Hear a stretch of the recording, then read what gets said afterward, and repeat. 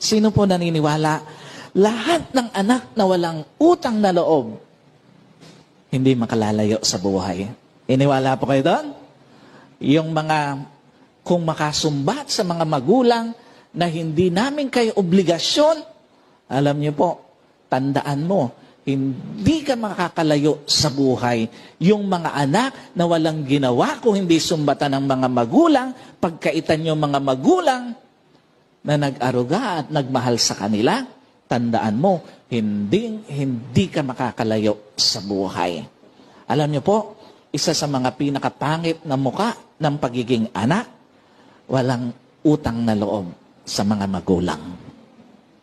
At yung utang na loob na ito, hindi ito tungkol lagi sa usapin ng pera. Tandaan niyo po, na sinasabi ng iba na ginagawang investment yung kanilang mga anak. No.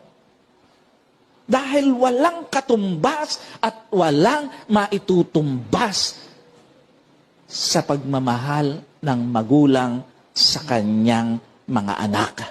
Sobrang mali at baluktot yung pananaw na kapag katumanda at kinailangan ng tulungan ng isang anak ang kanyang mga magulang, ginagawa ng investment ang kanyang anak. No.